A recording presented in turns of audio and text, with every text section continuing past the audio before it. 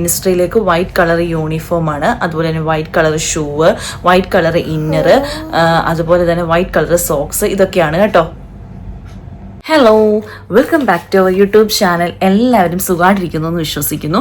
അപ്പം ഞാൻ എന്താ പറയാൻ പോകുന്നതെന്ന് വെച്ചാൽ, നമ്മുടെ എമോഷനിലേക്ക് വരുന്ന നഴ്സസിനുള്ള യൂണിഫോമിൻ്റെ കാര്യമാണ് പറയുന്നത്. ഇപ്പോൾ എമോഷനല്ല, പ്രൈവറ്റിലാണെന്നുണ്ടെങ്കിലും നമ്മൾ ആദ്യം തന്നെ വരുമ്പം തന്നെ നമ്മളൊരു യൂണിഫോം കൊണ്ടുവരണം, ഒരു ജോഡി യൂണിഫോം കൊണ്ടുവരണം. ഇപ്പം വൈറ്റ്, ഇപ്പോൾ പ്രൈവറ്റിലൊക്കെ കൂടുതലും വൈറ്റ് കളറ്, ബ്ലൂ കളറ് അങ്ങനത്തെയൊക്കെ സ്ക്രബ്സ് ആയിരിക്കും.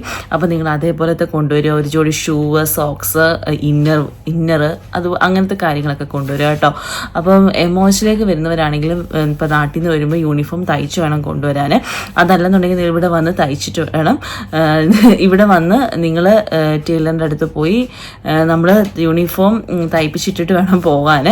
അപ്പോൾ അതിന് പറ്റത്തില്ല, കാരണം നിങ്ങളിവിടെ വന്ന് നെക്സ്റ്റ് ഡേ തന്നെ നിങ്ങൾ ഡ്യൂട്ടിക്ക് ജോയിൻ ചെയ്യും. അപ്പോൾ നിങ്ങൾക്ക് ഇവിടെ വന്ന് തുണിയൊക്കെ തയ്പ്പിക്കാനും കാര്യങ്ങളും ഒക്കെ ഭയങ്കര ബുദ്ധിമുട്ടായിരിക്കും. അപ്പം നമ്മൾ നാട്ടിൽ നിന്ന് തന്നെ നമ്മൾ നമ്മൾ യൂണിഫോം കൊണ്ടുവരണം. MOHയിലേക്ക് വൈറ്റ് കളർ യൂണിഫോമാണ് കേട്ടോ, മിനിസ്ട്രിയിലേക്ക്. അപ്പോൾ അതിൻ്റെ കാര്യങ്ങളും ഡീറ്റെയിൽസുമാണ് ഞാൻ ഈ പറയുന്നത്.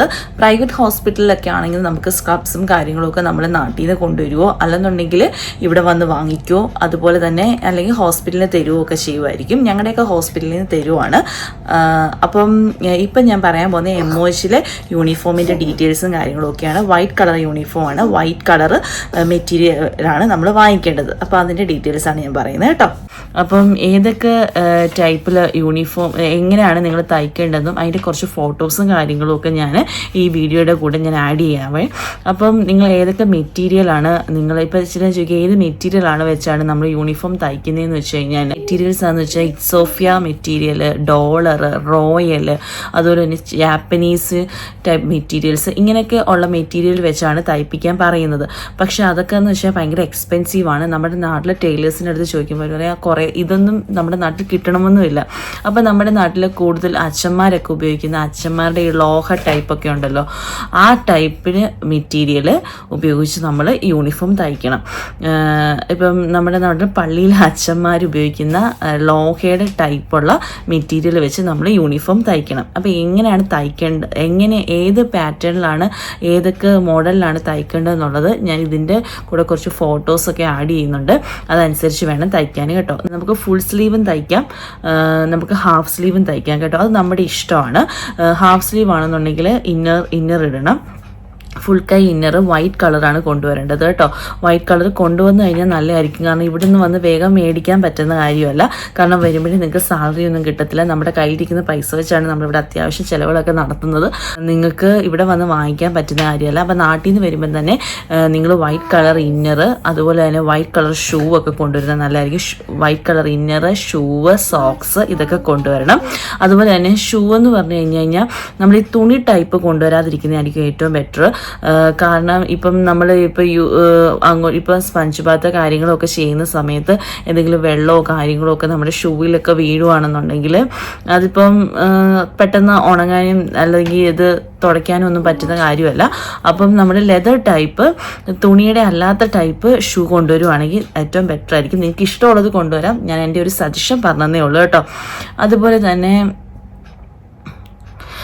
തലമുടിയിലൊക്കെ എന്ന് വെച്ചാൽ നമ്മൾ പുട്ടപ്പ് ചെയ്ത് വെക്കുവാണ്, അതിനുള്ള ക്ലിപ്പും കാര്യങ്ങളൊക്കെ കൊണ്ടുവരാം. പിന്നെ ഓവർ മേക്കപ്പ് ഒന്നും പറ്റത്തില്ല, എന്നാലും അത്യാവശ്യം മേക്കപ്പൊക്കെ ലിപ്സ്റ്റിക്കും ഐലൈനറും ഒക്കെ നമുക്ക് യൂസ് ചെയ്യാം. ഇവിടെ അധികം ആരും പൊട്ടൊന്നും യൂസ് ചെയ്യാറില്ല. പൊട്ടി ഉപയോഗിക്കേണ്ടവർക്ക് ഉപയോഗിക്കാം, അങ്ങനെ കൂടുതലും ആൾക്കാർ ഇങ്ങനെ പൊട്ടൊന്നും ഉപയോഗിക്കാറില്ല.